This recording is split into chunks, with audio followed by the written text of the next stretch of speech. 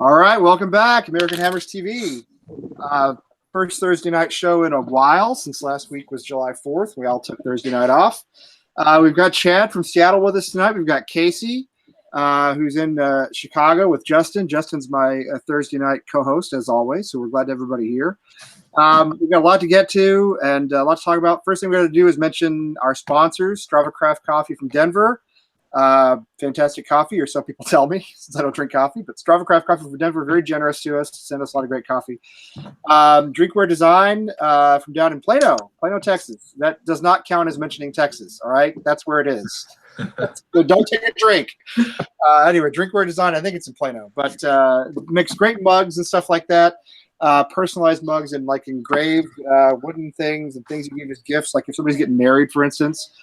Great gift to give a great time to give a gift like that. Hey Lee, isn't Plano where the home of Frito-Lay? It is indeed the home of Frito-Lay. Yeah. It is where my cousin works at Frito-Lay. It is where his mother worked at Frito-Lay for many years. Yeah. Ran a bit of knowledge there. Yeah, absolutely. No, you've brought a lot of knowledge to the table there. Yeah, Plano is. I have had, oddly enough, my family's had a lot of experience in Plano for some reason. But anyway, my cousin Plano every day from my hometown, which is a long drive. So he bought himself I think he bought a Mustang. It was either Mustang or he bought a Charger. Anyway, I think it was a Mustang that he bought. Anyway, whatever. So he gets there fast, in other words. So then if you go to our website, go to AmericanHammersTV.us. It looks terrible right now because I threw it up yesterday in about 20 minutes. But just go there, click on the link to go to our bonfire shop and get our t-shirts and hoodies and sweatshirts and all that stuff. Really, really nice stuff. I think the campaign ends tomorrow. So if you get paid tomorrow, like me, tomorrow might be a good day to go do it.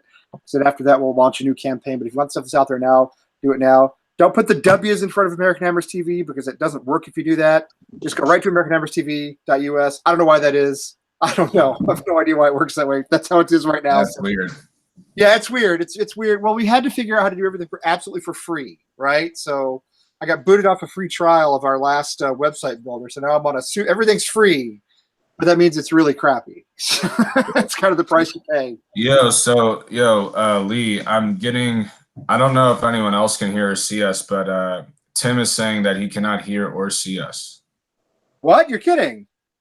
Yeah, so I don't know if we want to like go off air again and try it again or what. Yeah, I can try it again. That's weird though. Let's see. Mute microphone. Do you have the live chat open? Maybe you can ask if people can see us and hear us. It could just be. I don't. Shoot, that's weird. Okay. Well, maybe we should start over, which means I'll probably have to send you another link.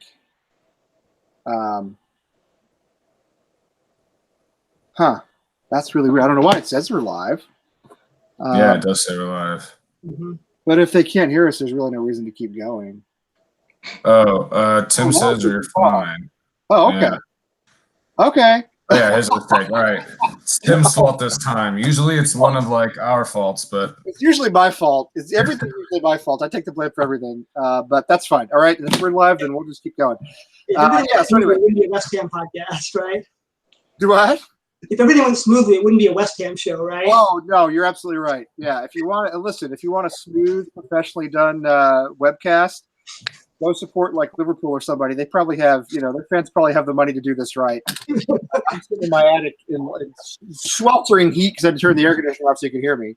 Anyway, enough of that stuff. Chad, how are you, my friend? Doing well. How are you guys?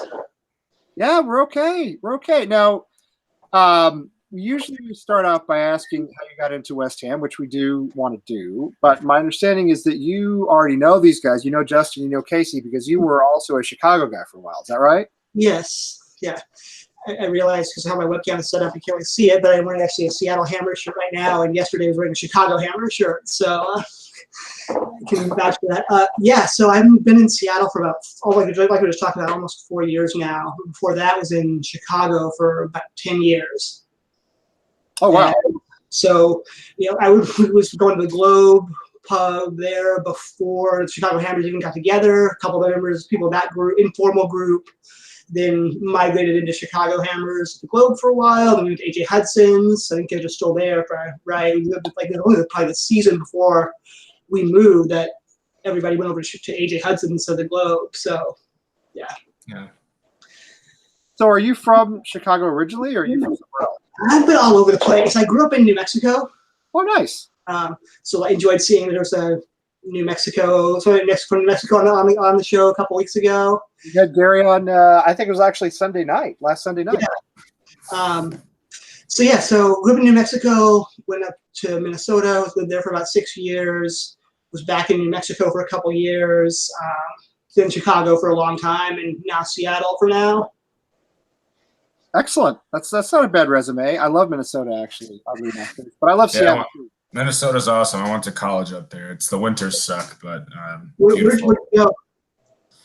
I went to Macalester College in St. Paul. I dropped out of Macalester. You what? Yeah, I moved up to Minnesota to go to school at Macalester. Made it 3 years and was utterly miserable, so dropped out. Stayed in. Are you serious? Yeah, stayed in Minnesota for 2 more years You. because I love the Twin Cities. Hated Macalester. Sorry, man. Oh, damn. Yeah, I was in I did not Minnesota know for this 2 was gonna years. happen. But So- yeah, 'cause I love the Twin Cities. Oh, so you just didn't like McAllister?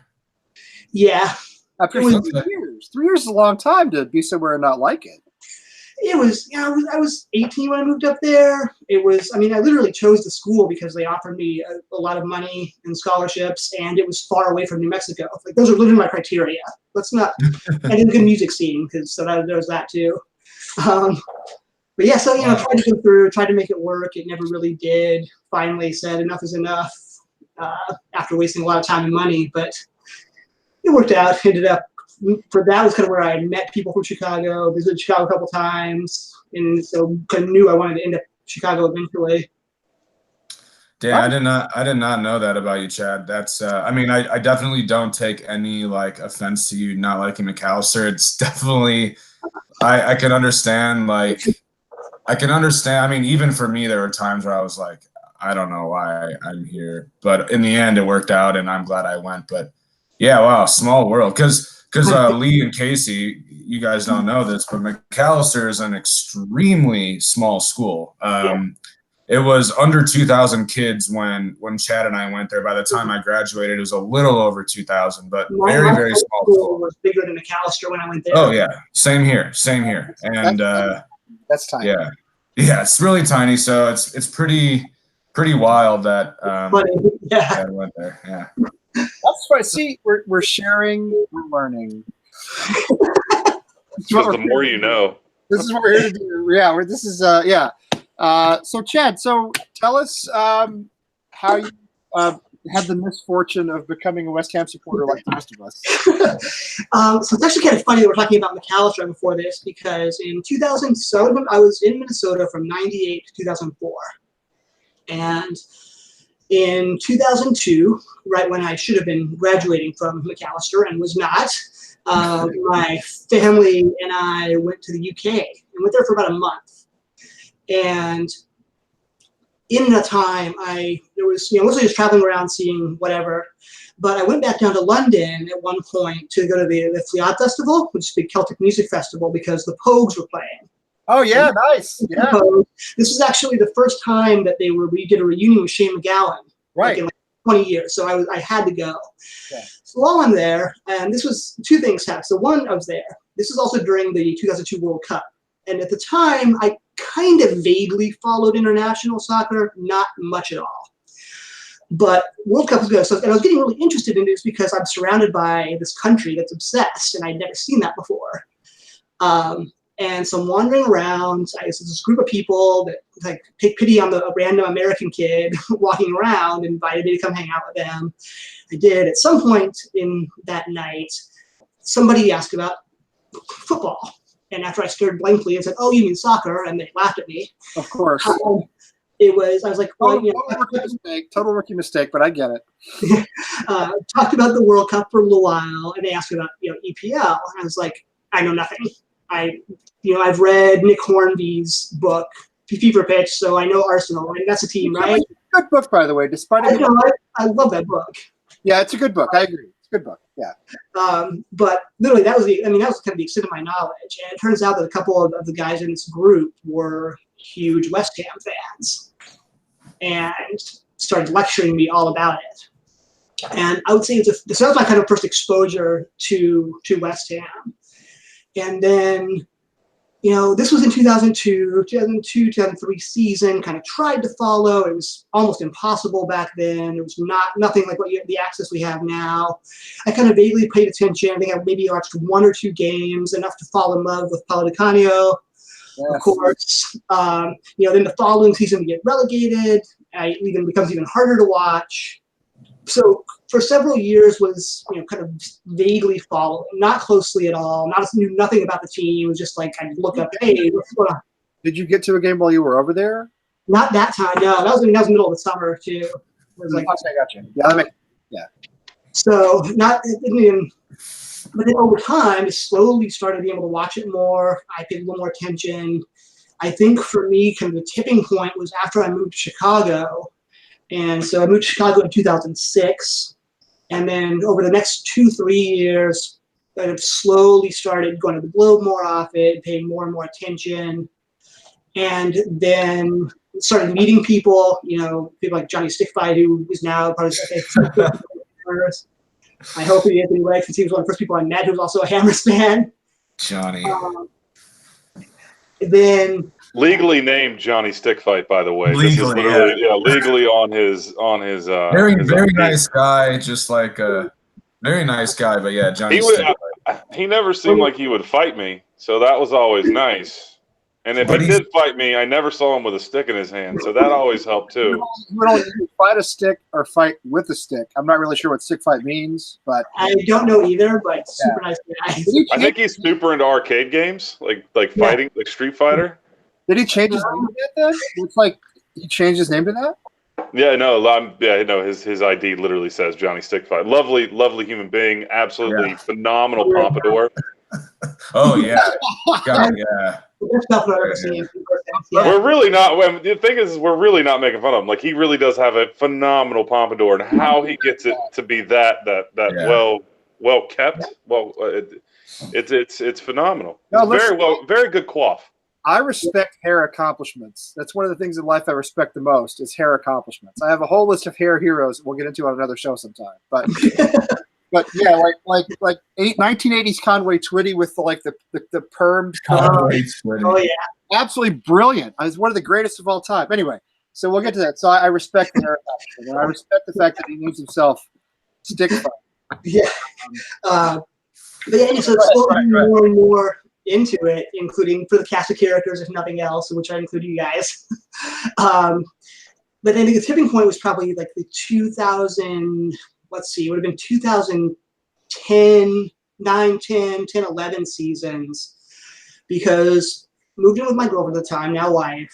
It was closer to the Globe, so we started going more and more often. She started going with me. And I think, honestly, if she hadn't gotten into it as well, I don't know if I would have kind of gotten even further down the path. But we did. We both started going every Saturday. And Chad, we've talked about that too. Sorry to interrupt. We've talked about like how a lot of us may not have been West Ham fans if it were not for that camaraderie, right? That camaraderie of, if in your case, your wife. I always mention the fact that if the Chicago Hammers as a group of guys and weren't the great group that they are, I probably wouldn't have at least been as following at West Ham as much as they do. Yeah.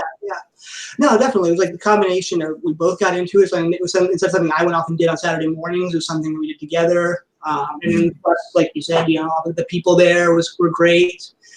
And then that was also the season where we fought off. We got relegated and clawed our way back in the playoff. I still remember being in the Globe for that playoff final, and that Hayes scored. And there's 2 old East London guys who happened to be in Chicago. One lived there. One was just visiting during this game. One of surrounded by people, more Hammer supporters than I knew existed in Chicago at the time.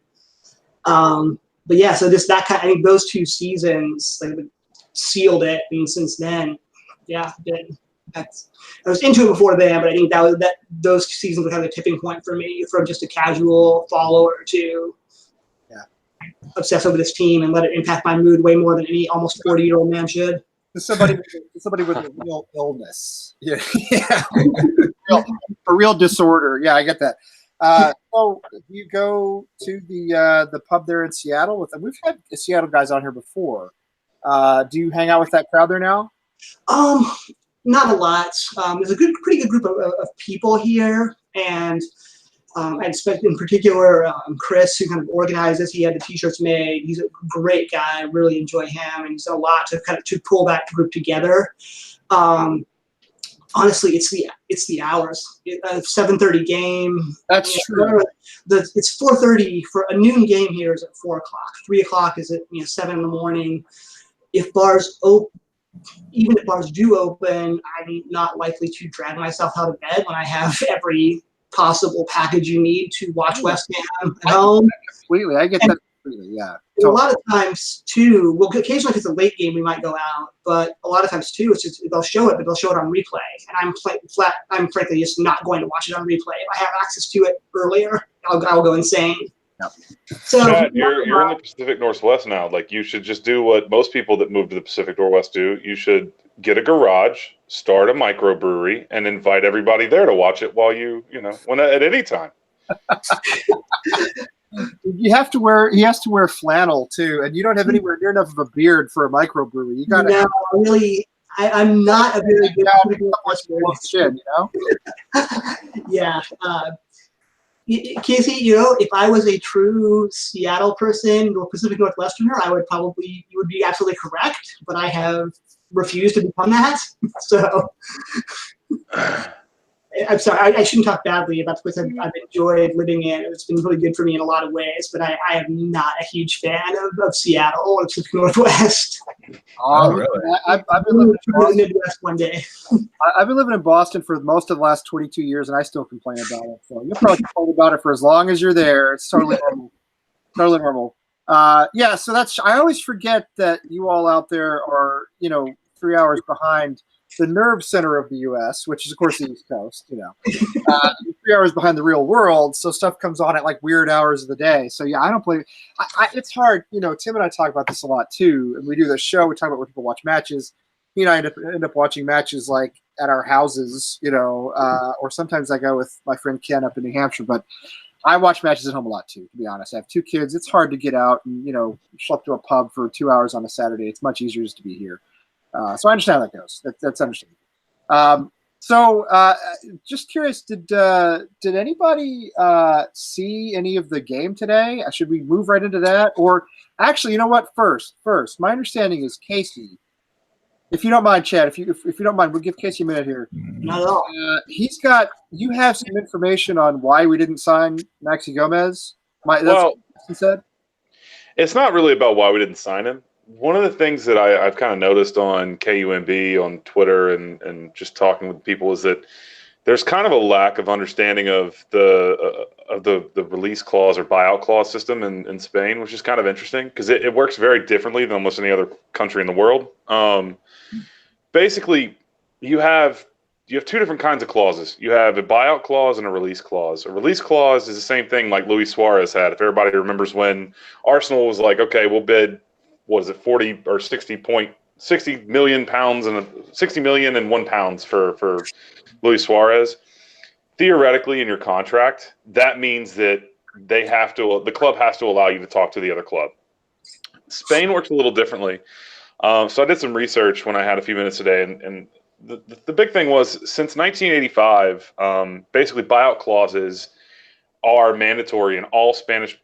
Basically, any Spanish athlete, whether you're looking at football or soccer, or you're looking at basketball, every single player has to have a buyout clause. And the best way to look at this is when we were looking at, not we, obviously, but when Neymar went to PSG, what happened was Barcelona was like, okay, well, we have a 220 million pound buyout clause on his contract. If you want to pay 220 million pounds, you can have the player. We don't really care. And once you hit that buyout clause, this is why it's different than a release clause. They have to allow you to talk to that player and actually buy out their contract. The way that this works, and the reason we didn't sign Maxi Gomez, whether he wanted to come to us or not, is we don't have 50 million euros in liquid cash as a club. I mean, I don't know that for a fact, but I can pretty damn well assume. Yeah, we got whatever's in Sullivan's wallet, probably. Yeah. But so that's the thing. Quid. Yeah, everything else is on credit. Yeah. Well, the big breakup, the big thing is like most clubs outside of your top 4, top 6 clubs have liquid cash like that. You know, PSG has liquid cash like that because they're owned by Qatar. So when everyone was saying, "Oh, we've met the buyout clause," what it was saying was, we don't have the ability to buy out his contract fully. We can pay it in installments. So we were willing to hit their buyout clause so they would eventually get the money. But the way that it works is if we really wanted to buy out his contract, we would have to have 50 million euros in liquid cash. We would have to put it in Maxi Gomez and his agent's account. They would then have to give that money to either La Liga. I don't know exactly how it works, but they'd have to give the money, wire the money to La Liga or the club itself and physically buy out the contract. So like when Neymar went to PSG gave him 220 million euros to his agent's account or a joint account. He then took that money, paid Barcelona, bought out his contract, and was able to move. So Wow. the big thing I wanted to take in was that it's not really about, and believe me, I'm not the biggest supporter of Golden Sullivan, especially not Karen Brady. I'm not the biggest fan of Karen Brady. I respect her for what she's done. I know a lot of stories about her, or at least 1 or 2 stories about her that sometime I'll tell you that I learned from working in soccer. But we don't get to hear him now. Can we not hear him now? I'll give you a short one in a second. But what I'm saying is in reality, Jesus, in the not because you can't drop it like that, right? You got to come through on the Karen Brady anyway. Go ahead with what you're saying. What I was saying is that basically, you know, it's not really about Sullivan getting the money out. What it was really about is that as a club, we don't have 50 million euros to just drop into someone's bank account and pay them out. We were willing to pay that much money, but I don't see it happening. So that's a big thing. I just wanted people to realize that it was less about like, oh, we're being cheap or, you know, what have you. It's just the process is really difficult for anybody. You know, it's like me buying a house and then being like, okay, well, we have somebody that's willing to give us $200,000 cash. Well, I'll give you $250,000, but I'll pay it over a 30-year mortgage. Yeah, Casey, the only thing that has really confused me about that whole situation is like it's well known, or at the very least, Husios and Pellegrini and Golden Sullivan should all know about this La Liga buyout clause situation and how it's different. That's true. That they know that. They know what his buyout clause is. Mm-hmm. They know they don't have 50 million euros in liquid cash. How does that not all get put together? And like, how does that not all get put together? And they say either we're going to get that in liquid cash and then be able to buy him, or shit, we're not even going to go for him because we won't get him because of this rule. That's what I don't get. Like, this should have been determined a long time ago. Go ahead. No, I was going to say, I think Sullivan thinks he can always swing a deal somehow. Like he can bend the rules. I think he's. Well, Good question. Real quick before you keep going. yeah. Is the club required to abide by that buyout clause, or could they waive it? Because I wonder if to your point, Lee, if they thought if the club can waive it, did Sullivan and Pellegrini think they could talk them out of it and just been more? You mean Celta Vigo waiving it? You mean Celta Vigo waiving it? Say no, we agree to take it in time. We don't have to have it all up front. This is all. It's nothing that is mandatory. So like this is like if I worked for a company and they were like, okay, well, you know, we have you for a year, but you want to get out of your contract 6 months early. You owe us this much money that we've already given you, whatever. So it's not a mandatory. Theoretically, you would never go into a house saying I'll pay full price. You're going to haggle over it, right? So what really happens, and I mean, I think it really makes sense if you look at it in Celta's point. If you say we were able to give them 35 million pounds up front, that's about 37 to 38 million euros. With the offer that Valencia gave Celta, they're not only getting whatever it ends up being, anywhere between 15 and 20 million euros. They're also getting a player. They're getting Santi Mina, who's a striker. So you're going to get a position for position replacement plus a younger player on a 2-year loan. You're not having to worry about having to go back out into the market and negotiate. It's also about the fact that once you give them that money, say we did pay his buyout clause fully in cash, they're going to have to go out there with clubs knowing how much money they have, which is always an issue. It's an issue for us now. We're going to go out and go to people will know that we're willing to bid up to $50 million for a player, and that could be difficult for us. But like I said, we'll see what happens in the future. But it was more of like, I just want, like, as much as I dislike the board, as much as I dislike some of the things we've done in the past or how things have been run in the last 10 years, I don't necessarily think this is on them. To Justin, to your point, I think that what I'm mostly confused about is if the player was as adamant about not coming to us, like we came out today and said he'd never considered going to West Ham United. I don't really understand that. But then again, if Husilios or whoever's part of our delegation that was there negotiating, if you have the club being like, well, we don't really want to sell him to you. We have somebody on the line that's willing to give us this amount of money and these players.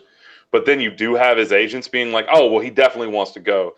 There has to be something there where there was a disconnect between the player, what his wishes were, and and there were so many damn reports. It was really weird. Yeah, I think honestly, man, I think the simple fact is that Gomez wanted to go to Valencia. He may have had his head turned a little bit once we offered him higher weekly wages.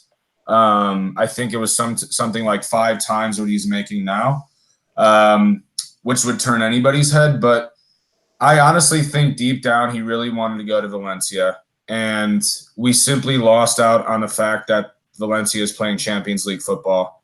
And I honestly really think that because the reason that was put out there that we didn't get him was because of this buyout clause thing, which it still just doesn't make sense to me. I honestly think that reason was put out by the club because they simply don't want to admit that they just simply lost out to Valencia. Like, the guy still wanted to go to Valencia, even though he was going to make, Well, he's Uruguayan. He's a native Spanish speaker. He's happy playing in Spain. I don't blame him at all for the decision he made. I mean, listen, if you got recruited by two other companies, and one of them offered you a huge salary, but the other one said, hey, but we'll give you like 2 weeks of vacation, and it's the commute's 10 minutes instead of an hour. I mean, there's a lot of factors that go into decisions that you make. Or it's a job that you love. Right, exactly. It's a job that you love. You're going to work with people you know or people you like. I think for him, I think it's a huge upheaval for some of these guys to leave for another country where they don't necessarily speak the language and they're not familiar with the culture. I know being from Uruguay, he's maybe not necessarily, a native Spaniard, but at least he speaks the language and it's familiar to him, and it's a Latin country. And I get all that. I mean, yeah. Well, and if you look at, like, I was thinking about, like, I know, and a lot's been made of this, and but just the pictures of him like after the Copa America, him sitting there going fishing with his family, like, it's not like Neymar, who's going to LA and rocking like, $50,000 worth of jewelry or $100,000 worth of jewelry and shit. He just never really he doesn't really seem like the person that's necessarily the most outlandish or really necessarily ruled by, I mean, and I could be completely wrong. I have no idea, but just the way that it came off, he looked like somebody that would be happy in simpler surroundings. He may not be as happy, maybe if Real Madrid came in, he was like, I think he would probably go. But my point is maybe he would rather be somewhere like Sevilla or Valencia than a city. I mean, there's a lot of factors. Because we have to look at this like they do. I mean, they see this as a job, right? I mean, at the end of the day, it's not necessarily, we look at it and put it on a pedestal because it's professional sports, but at the end of the day, they've never known anything else, for a lot of these players. And it's a personal decision that he has to make for himself. And I don't know what his family situation is, but he probably has some sort of family situation. So, yeah, it's a personal decision. I mean, I have myself left really jobs that paid really well because I didn't like working at the place. I've left a job that paid well. I've taken a job that paid less because I just wanted to get out. Now, obviously, my scale is far smaller than his, and when it comes to money, but I get the lifestyle argument. I totally get it. I don't hold anything against him at all. And as you said, I don't think we should really pin the board down on this one either. They clearly went for him. They were offering the money. They weren't being cheap, I don't think. It just didn't work out this time, and we'll have to go find somebody else. But I want to hear, if you can do it very quickly, your one of your Karen Brady stories.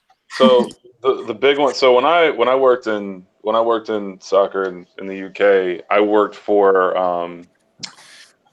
a female, and I swear to God, if you meet any female that works in soccer in the UK, they've worked their ass off. It's a very, very difficult set of surroundings to be in, especially for women. And also, I've been to multiple football clubs, and if you took somebody that worked in HR in the US and you put them in the surroundings of a football club, especially a provincial one, I think they would have a brain embolism in the first week. I'd like to see it, actually, but that's okay. So apparently, what I heard, tell people in general, I think I would sort of enjoy that. But anyway, go ahead. What I heard was when they bought Birmingham and they brought her in, the first week she walked into the dressing room with all the players, and one of the players made a joke about her chest, and the first thing she said was, "You'll find that real damn funny when you're playing in League One next week." And she literally transferred him to League One the following week. Like, seriously? Yeah. Wow.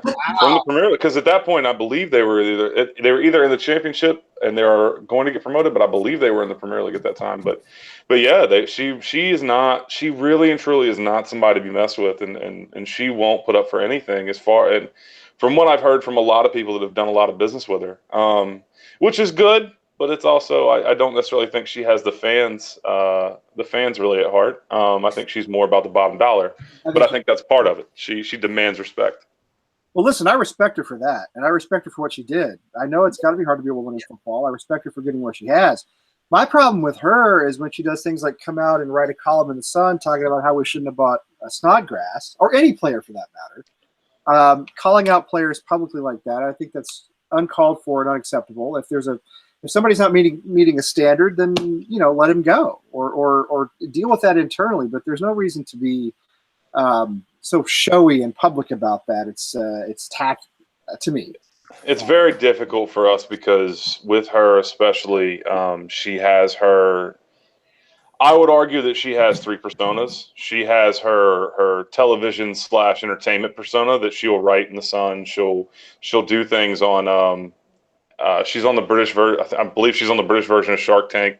She had a show, it's called Dragon's Den. She's on Dragon's Den with Lord Sugar because they're very close. Right. She has another TV series she did.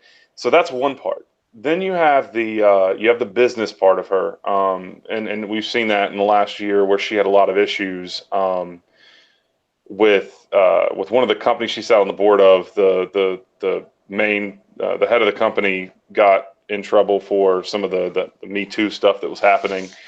She didn't want to step down. Then you also, and this is the big part, and I won't keep running with this, but you have the political part of this. So I honestly believe that at some point she really wants to put all this behind her and move into Parliament or move into to government. Yeah. And I think, and that's a part of it that really scares me. Herself in the public eye the way she does. Yeah. Things I don't like about it is it seems that to me is very much about her. All this column for the Sun and everything else, that's just self-promotion. That doesn't help the club at all. It hurts the club, if anything. Yeah. But that's it. That's all I was going to say. I think she's a very interesting person. I think that one anecdote really explains her and how she sees respect and how she really doesn't take shit from anybody.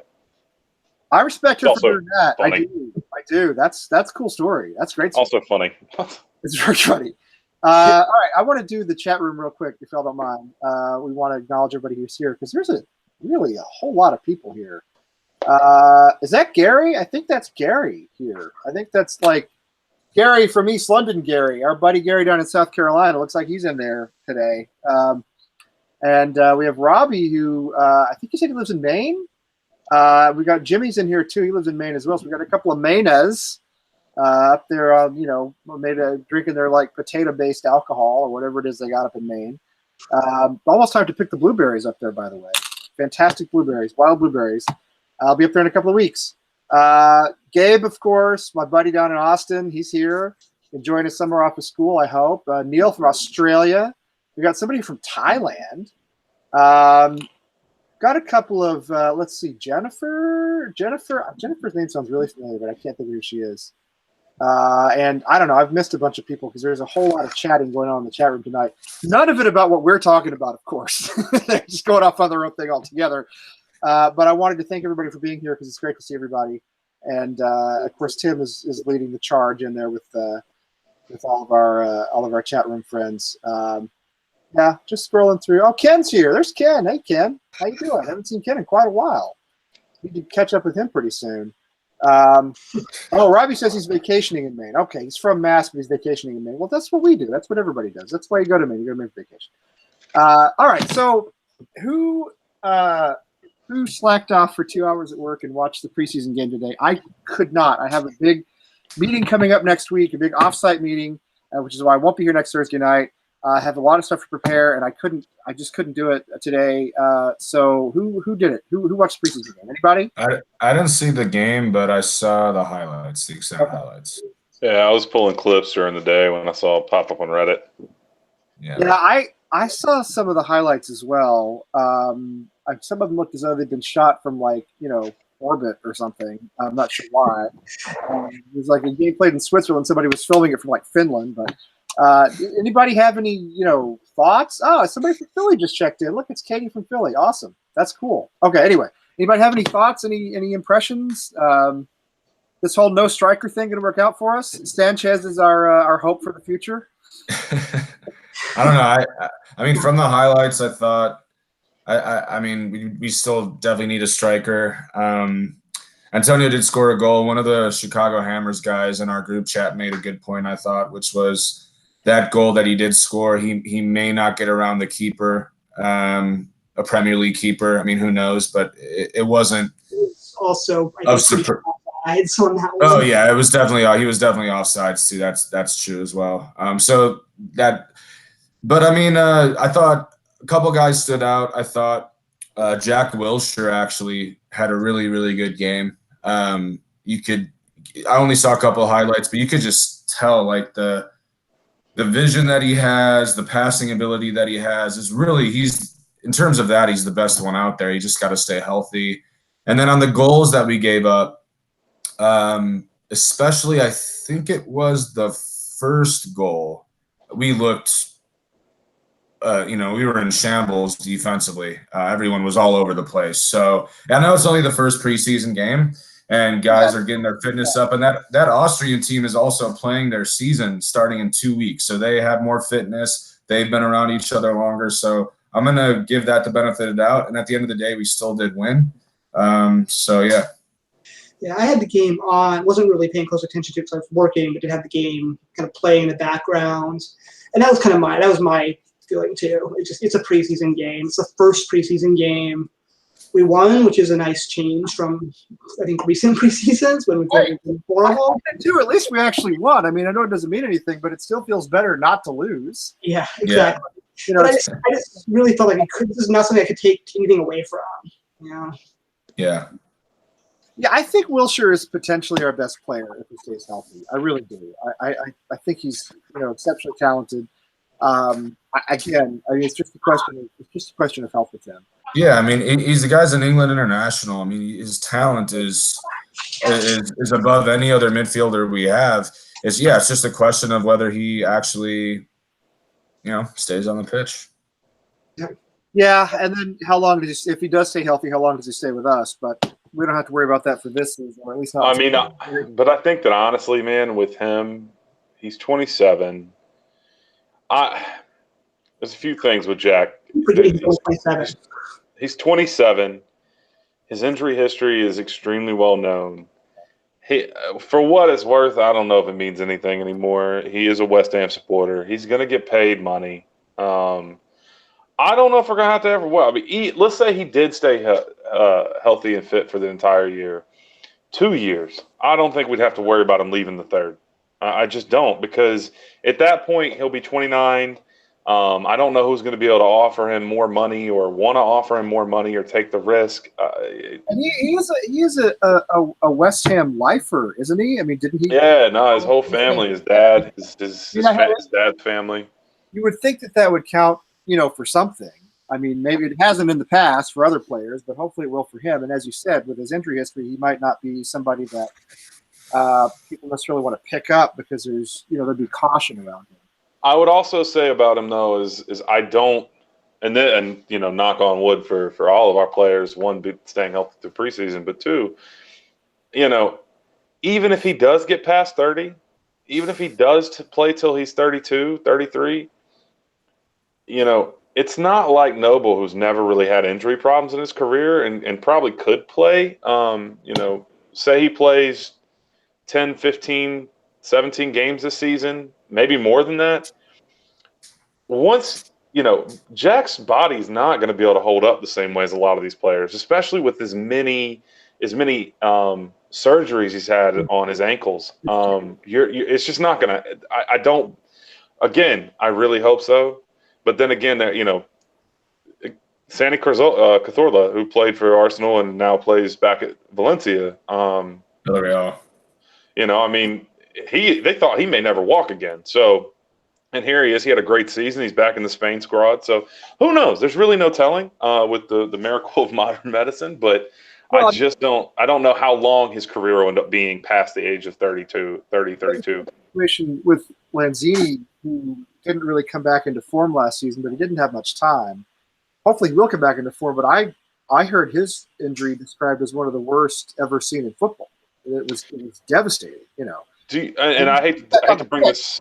I hate to bring this into the NFL, but if you think the way that I kind of always thought about Lanzini, because I don't really know much about how he tore his ACL or whatever happened. I think Teddy Bridgewater, when he was playing for the Vikings and had a non-contact knee injury, and I mean that was scary as hell because he's a young kid. Well, I heard about that injury, Casey. People, his teammates, he had a couple teammates vomit on the field because it was so gross and crying. And I heard that the knee, the word that was used was exploded. So I think that I understand where you're coming from. Yeah, but, I'm just talking about from really bad injuries, if knee injuries especially. But hopefully we'll see. A lot of the things that you hear about, the biggest thing about that I feel really good about Lanzini is coming back from an ACL tear. One of the biggest things you see in athletes is a fear of competing. Yeah, you see a fear of the knee doesn't necessarily feel 100% intact. They're worried it's going to happen again. They're all in their head. He came back, and whether or not he really performed at the best he could, at least he performed like he just was. It was another game, and that was a really good sign. Yeah, and speaking from personal terms, I tore my ACL, and the mental aspect. Obstacle. Yeah. It's a much tougher obstacle to you do all the rehab for it. Your doctors clear you to play again, and the physical part's there, but that mental part is just so tough to get over. So, yeah, I agree with you. And you could even tell, when he had the ball at his feet, I remember the first couple of games he came back for, he had, goal-scoring opportunities that a in-shape, in-fitness guy would have banged him in the back of the net, and you could just tell he was just so that's a real thing, and hopefully this summer can sort of lead him and we can see the Lanzini that we love. What I appreciated about seeing him at the end of last season was how he did improve from those first couple of games. Obviously, we don't know what's going to happen. It's a really nasty injury, but the fact that you did see both physical and mental progression in his game while he was back at the end of the season makes me feel pretty optimistic about this. Yeah, I agree, especially the mental progression. You could tell that he was getting a little sharper, that when he did have the ball at his feet, he wasn't freaking out in the first couple of games. I do agree with that. I still think his physical, I don't think he was ever fully in shape, to be honest. Maybe towards the end of the season, but he didn't have his first touchback either. Some of his skills had really exactly. That's just a lack of practice. Just a lack of training and just being out of the out of the game. I mean, I don't. Again, if you can't really play at full speed for however long it was, 6 months, 9 months, was a long time. I mean, we had Jack Collison on the show, a couple of weeks ago. I mean, he talked about this a little bit. I mean, it's a rigorous process getting back into match fitness. And then, as you said, once you're match fit, you actually have to go play, which is another step altogether, right? They're going to have that courage and that sort of mental fortitude. Yeah. Right. To go out and once you've been sort of injured once, it's hard to go back and be the same player. And I think, I am hoping that just with training and with repetition, he'll get that muscle memory back and get those skills back, and we'll see that first touch come back, and we'll see that goal-scoring touch come back. That, as you said, I remember the same thing you do. There were a couple of opportunities. He freaked out. He did. His body didn't know what to do. The reflex, right? The reflexes were gone, and he needs to get that reflex back. Yeah. I sat next to a guy on a plane one time, like more than 20 years ago. Well, 25 years ago. I don't know. Anyway, a long time ago, back in the 90s. He had played. He was a linebacker at Penn State, and he'd been drafted by the Cowboys. And he did not make the team. Ultimately, he was drafted in the lower rounds. But we talked at great length about his ACL injury and what he did to recover from it. And it was, again, it was grueling. It's a much. I haven't ever had it myself, Justin. You've had the injury. It's a much bigger deal to recover from than I think the casual fan probably realizes. Yeah, and I'm sure. I mean, you said this was 25 years ago. I'm sure the medical technology was so behind where it is now. Vastly behind. Yeah, vastly behind. Yeah. My ex-wife tore her ACL skiing in like 1990, and it never properly healed because back then, even for professional athletes in the 80s, if you tore an ACL, it was over. You're done. You're back. So the fact that the back is a testament to medical technology. But I think with Lanzini, he's just got to get his repetitions in.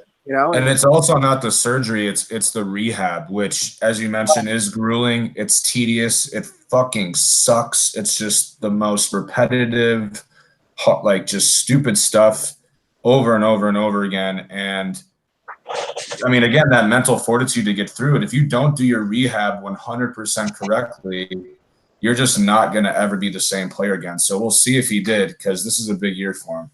Yeah, absolutely. We want to get Chad on our 10 questions that we always do the show on.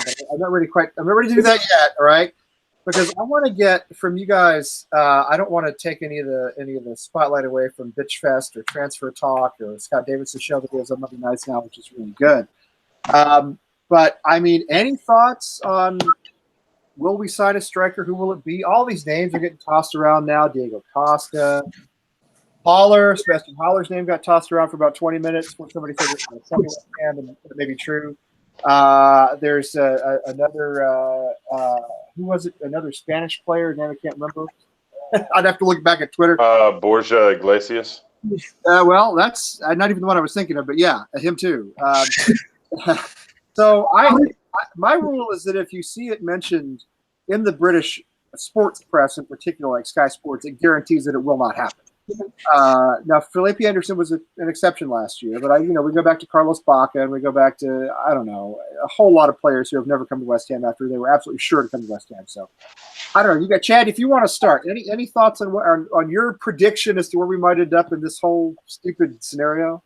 Okay, this is probably going to be pretty unpopular, both as a West Ham fan and American, but I'll say this. I hope we keep Chicharito. I hope he sticks around, and I think if he does, he will have a good year. What I fully expect to happen is we're going to sign a couple strikers, maybe loan, maybe not, that I have never heard of. Yeah. People who have paid more attention to South American or European smaller leagues may have heard of them. I will not know who these players are.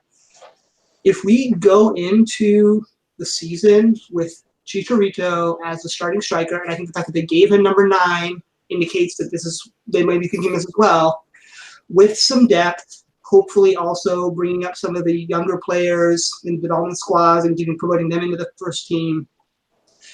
I'm not going to be thrilled the way I would have been if we signed Gomez, but especially with the attacking midfield talent that we have in Yarmolenko and Lanzini, Antonio, I'll be pretty confident.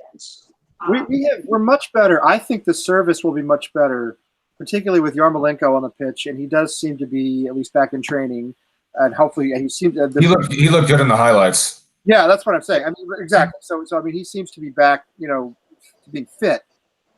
If we have an improved Lanzini, if we have Yarmolenko on one side and Felipe Anderson on the other, and you bring in Pablo Fornals, we don't know much about him yet, except that he's looked great for Spain under 21s. Everything we've seen about him has looked good. I think Chicharito could have some really improved service, and I know he hasn't been great in Pellegrini's system alone up top, but what I'm hoping is he won't necessarily be alone all the time, that we can get a midfielder to push up with him, like an Antonio, a Fornals, a Yarmolenko, who can maybe knock a ball down for him or something like that, play the old kind of Carlton Cole role of getting in and knocking the ball down and he bangs it in. Because I'm with you, the guy knows where the goal is, as they say. Yeah. The guy knows how to score.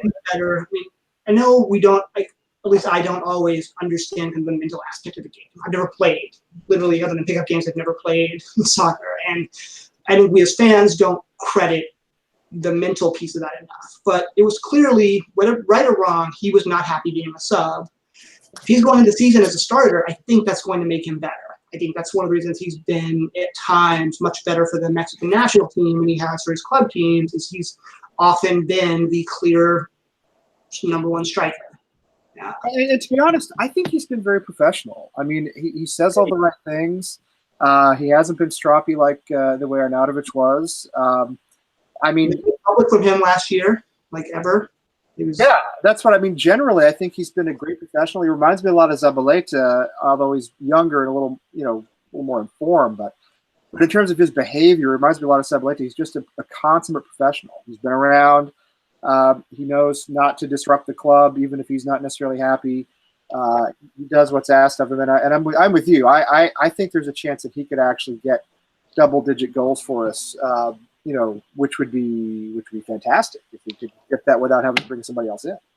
So one of the things that I worry about with Cheech is just the way he plays. I think that right now, and I've kind of said this before, with Justin and a lot of people just that we talk with every day, is that if we're playing a 4-3-3 and your starting forwards are always obviously going to be Anderson on the left. You have Chicharito up front, and let's say we started with Yarmolenko or Antonio on the right. Yeah. The problem that you're going to have with that is that we have no one that takes the ball out wide, crosses it in. We have no one that puts low crosses in. Yarmolenko, he cuts in on his left foot and tries to curl it in like he did for that the goals against was it Everton? I think he scored a goal. But yeah, I think so. But Anderson's not going to bring – one, Yarmolenko's extremely left-footed, so he's always going to cut in on his left. He's not going to be able to put the ball in on his right. One of the reasons you see Antonio go up front a lot is because he's going to be able to run fast and kind of break and kind of work the lines and kind of latch on to balls like he did today. Whether he was offside or not, I don't know. I didn't get to see the whole thing, and as you said, the camera angles were shit. So it's like maybe he was onside and he just beat his man by like 3 yards. It's a possibility because of how fast he can be from time to time. With Fornals or Lanzini, maybe they're going to be able to put those balls in and play into space so that Chicharito can play off the last defender and kind of latch onto him and take him into the box. The thing that I will say is one of the most frightening things that we could have ever seen as West Ham supporters is Demi Payet playing with Chicharito, because his ability to when he was playing for us in that season, the last season at Upton Park, his ability to play the ball into space was something I'd never seen before. And if he could do that with a striker like Chicharito, who will play the entire game sitting on the last defender, Jesus Christ, he would have hit 20. Chicharito would have hit 20 goals. I mean, Payet was arguably our best player since the 1980s. I mean, he was probably better than Di Canio if you're objective about it. What else can you say except that it's just a sad story? I would take Balotelli, though, by the way, just because I like him. I would agree with that. I would totally take him Balotelli. I'm going to say something here in case this is not directed directly at you at all. I am so fucking sick of hearing about Payet. Yes, he was good. I loved watching him. Every year that he's coming back, Get over him, people. I brought it up because I'm reading I'm reading Robert Banks' book, An Irrational Hatred of Everything. Oh, excellent! We had him on the show, Casey. We had him on the show. Yeah, I saw that. So Great. I'm reading his book and I'm about to finish it. So that's what I was thinking about when I was thinking about it. But yeah, man, Balotelli is somebody I always thought could be a great option for us. Even when he's batshit insane, whatever. I don't really care what we need. Not like Arnautovic. I don't think he's disruptive. I think he's just crazy, and I don't mind that. I like a little.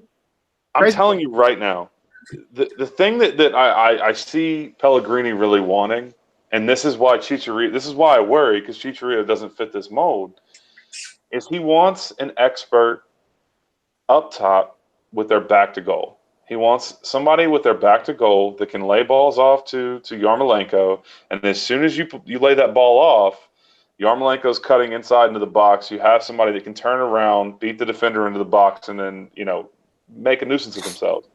Balotelli could possibly do that. He can really hold people. He can hold the ball up. He can play with his back to goal, and he knows where the goal is. And if you need to, the problem is he'll be wasteful. He'll hit balls from God knows anywhere and just see what happens. So will Antonio. We know that. Exactly. Well, Antonio always worried that he was trying to play for a transfer, so he would just hit balls and see if they went in. And if they went in, he's like, "Oh shit, I can move somewhere." But in all honesty, if you wanted, I feel like if you wanted a player, and I've seen him play live when he was playing at Atletico Madrid, the first time, I don't think he went back, but Falcao, when he played for Atletico before he got injured, before the World Cup, before he ended up at Man United and Chelsea, he was probably one of the top 3 strikers in the world for about a year, and he was the best striker in the world with his back to ball. If you could replicate that, then we would have just an unbelievable team, especially with people like Lanzini who can get the ball in the back of the net. Fornals, I'm interested to see how he plays and how he scores goals, because he looks like he's got everything but that final touch and that final finishing touch, and everything I've read about him says the same. So it'll be interesting. He's young too. I mean, super young. He's 23. Yeah, that's. I do understand why Pellegrini would be hesitant to take on Balotelli. He just had to deal with Arnautovic, which was a nightmare. So, and I don't think Balotelli's that kind of guy, but I don't blame him for saying, you know what, let's just have some sane, stable people around for a while. I get that. I mean, I respect that, and I respect him as a manager. And if he says Balotelli's not for him, I respect that. It's just a shame because I'd really love to see him at West Ham. That's all. That's my that would be my shirt purchase for the season. Oh, definitely. Balotelli. I mean, unquestionably. One of my kids has a Balotelli Italy shirt that some family member or friend passed on to him, and I love. I don't know which one it fits now. I think it's down to fitting Andrew, my little guy. But I love when he wears it. Man, the fact of the matter is Balotelli is exactly what I would have been if I had been a footballer. Like if I had had that. Actually, I take that back. I'd be dead. So Balotelli did a hell of a lot better than me. He still has a career. My ass would be either on drugs in the street somewhere. I would be at the casino, or I'd be in a pine box. Like at least he set his house on fire and survived. I'd set the house on fire and I did it. Yeah, making bagel bites at like 1 a.m. I fear I would have been like the George Best, who wouldn't have, except without the surviving to however old he lived to be.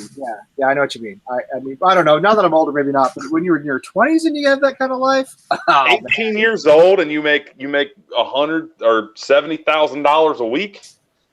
Well, I know one thing: I'd still be broke because I'd have blown it all somehow. I made $400 a month at that age, and I was like, oh my God, I may die tomorrow. No, I remember when I was an intern in Fort Worth in college in the '90s, and I was making something like $6 an hour. And man, I lived it up. I'm telling you, like that was a lot of money. You know, I mean, my rent was $300 a month. I mean, I had a lot of money left over for Zima. But anyway, all right. So Chad. So we do this we started doing this every episode now. We have these 10 questions. You remember the show Inside the Actors Studio? Do you remember that with James Lipton? Vaguely. So he's a really obsequious host, and he perches his guests to the hilt, and then he kisses up to them for an hour and a half, and then at the end he asks a series of questions. It's a little bit like that, except without all the, except we're not as nice as he is. I don't know anything about you. So I didn't study. Uh-oh, did we lose Lee? I think we did. I think it's broke for me. Oh, He turns Dave Chappelle into friggin' I like Laurence Olivier. It's incredible, you know, the way he treats. Anyway, all right. So are you ready for 10 quick questions? Sure. All right. Full English breakfast or pancakes and sausage? Full English breakfast. Nice. See, Extra black pudding, please. right. I love pancakes and sausage, but man, the full English, like, it just keeps you going for the whole day. Favorite goal you have seen West Ham score? Say that again. Favorite goal you've seen West Ham score? Anyway. I've got to go with the utterly boring Andy Carroll header because it was my first game at the Boleyn. We beat Swansea. It was on my 33rd birthday. We beat Swansea 1-0. Andy Carroll scored the goal and walked out of the stadium singing and the songs about Andy Carroll. So, yeah, that's it. That's a great answer. I think any goal you see at Berlin is definitely counts. I was fortunate enough to see 2 in one game. The only game I ever went to. That we scored them both. So that's the answer. Apple pie or meat pie? Apple pie. Yeah. I mean, both good, but apple pie's like my favorite dessert, so I got to go with that one. It is, especially with ice cream on it. It's so. Oh yeah, warm apple pie and vanilla ice cream. Oh man, I've been on a weight loss program since September. Oh god. Oh man, sorry to tempt you. Like porn. You're absolutely killing me talking. I know I brought it up, so it's my fault. All right, a word, any word, a word that makes you happy. A word that makes me happy. Yeah, nobody likes this one. We may drop this one, but let's try it for tonight. That's a little weird, yeah. I don't know if I can say West Ham makes me happy. It inspires a variety of emotions, but I'm not consistently happy. corn or apple pie? Apple pie. Go. You can have. I always have both. Pieces of American pie. It was corn and apple pie. There you go. All right. Well, you know what? Let's just keep going because now we're talking about. Yeah, we're going down the rabbit hole. This is better. All right. Favorite. This is one that actually comes from the Inside the Actor Studio. Favorite curse word or cuss word, as we'd say.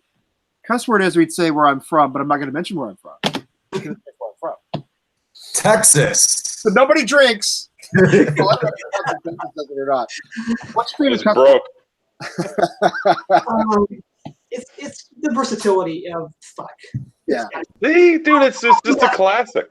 What about motherfucker, man? I love that. I love The derivative form. Same thing, though. Yeah. Justin loves a good motherfucker.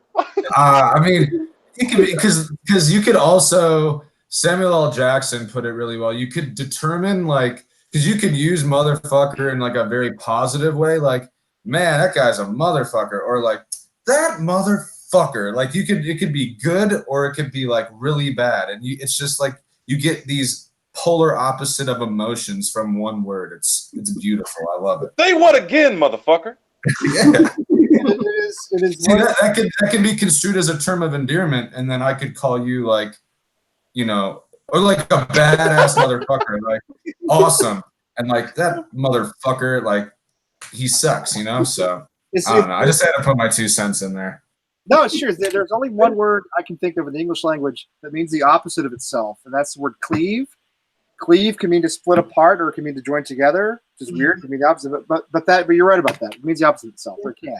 So yeah. Sorry, I just swore like 30 times in a minute. But you know what? Listen, you've seen Gary on here before. You're fine. The only reason I don't cuss on here is because my mom watches these things. Although she never there's no way she's getting all the way through an hour and 7 minutes of it, so I could probably do it now. I just found out that my mom subscribes to American Hammers TV. So. Yeah, so I try to keep it clean, but my kids don't watch, so it's fine. Yeah. Calm down, motherfuckers. We got like half of these questions left to go. All right. Team you love to beat, and you can't say Alabama because our fan in Mississippi already said Alabama. So team you love to beat. Say that again. The team you love to beat the most. A year ago, I probably would have said Everton, but over the last year, and my wife will attest to this, I have come to loathe Watford and Troy Deeney more. Oh, yes, I hate Troy Deeney. That's great. So, I'm going to go with Watford. Yeah, fuck them. Also, absolute shithole of a ground. That But motherfucker. if I never go back to Watford again, I'm okay. Troy Deeney, the classic player. I think I would love if he played for West Ham, but I hate him playing for Watford or anybody else. And he always scores against us. No, he's good. That's why I hate him. He's a good player. Ex-convict. It's okay. Really? Yeah, hell yeah, he went to prison. All right, I didn't know that. Are you serious? Yeah, I'm dead serious. Are you? Is this like another Troy?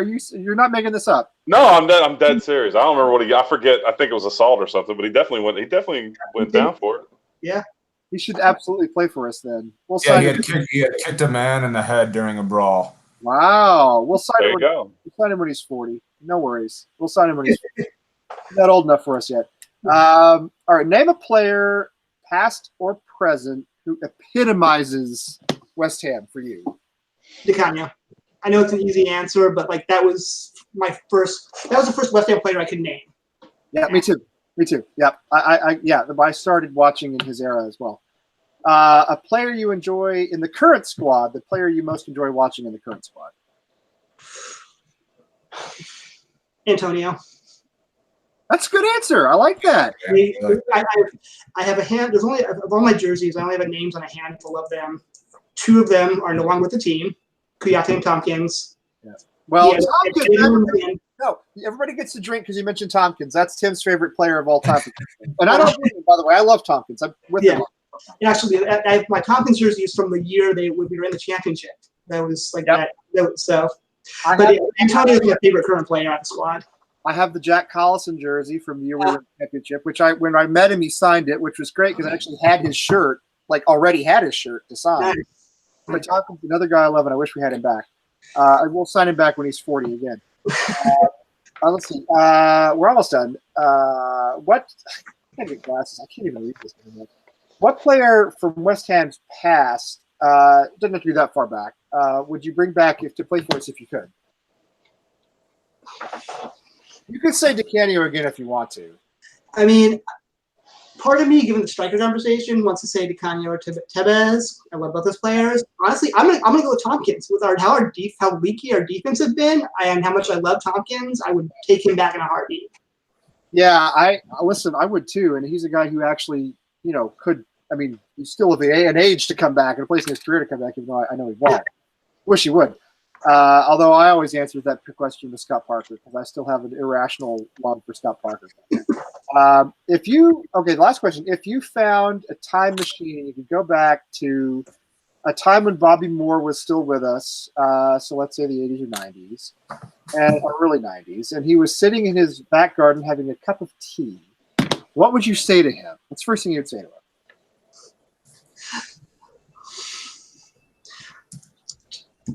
Thank you. And then can I get some coffee, please?